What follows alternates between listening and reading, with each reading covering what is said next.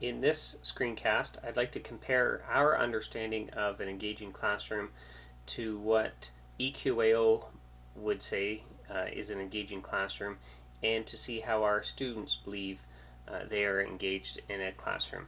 So here's our list of things that we felt are characteristics of an engaging classroom.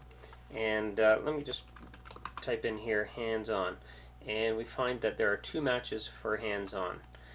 Hands-on learning, hands-on discovery. So we know as professionals that hands-on learning, hands-on activities will provide students with an engaging context for learning. Now, what does EQAO have to say about it? Well, in the summary of results and strategies for teachers 2013-14, Heather has a copy, Greg has a copy, and Janet has a copy. I can make other copies available. If we scroll down to some strategies for grade 3, and pardon the quick slide here, I'll just scroll down. Mathematics. Right here, strategies for improvement. Looking at providing various manipulatives for students to use to display their patterns. So that's specifically in patterning in algebra, but it does come in later on for other math strands to actually use manipulatives to be hands-on. And it says the same thing when we scroll down to the junior division in mathematics. Now, when we look at the EQAO data in terms of attitudes and behaviors, this is grade 3. So 50% like math, 50% roughly, they think they're good in math. Not so many believe that they're able to do difficult math questions, so that's something for us to consider. This is good news though, that they do their best work in math when they're working in class.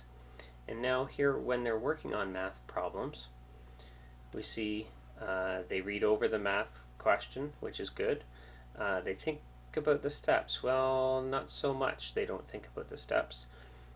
They do ask for help, which is good. They check for mistakes for the most part, and they check to see if their answer makes sense. Now, the tools that they use. Only 6 out of 25 students said that they use manipulatives. Now, maybe they don't know what the word manipulatives means or is, but maybe that's something we can work on. They don't use a calculator, not necessarily an expectation, but notice here they do use a computer to learn mathematics, and I think that was the push with using Dreambox. Now we'll flip to the grade 6. So our grade 6 data, they like mathematics. For the most part, they think they're good at mathematics. Half and half in terms of being able to answer difficult mathematic questions. And then definitely they're doing their best work in mathematics when working mathematic activities in class.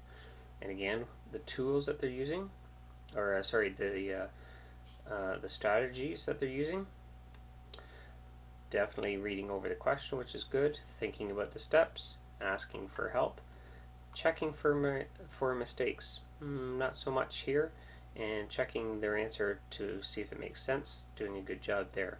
And then the instructional tools, manipulatives.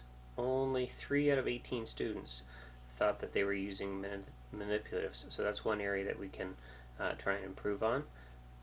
50-50 in terms of using a calculator, not so much using a computer, and not great in terms of using the internet. Again, maybe that comes back to the use of Dreambox. So one of the things I would like to focus on is the use of the manipulatives. If we can increase it both in the grade 6 and in the grade 3, either the students' understanding of manipulatives and the use of manipulatives, I think that will also align with what we've identified as being appropriate, the hands-on activity, engaging context for learning, and what EQAO has said in their summary of results and strategies for teachers 2013-2014.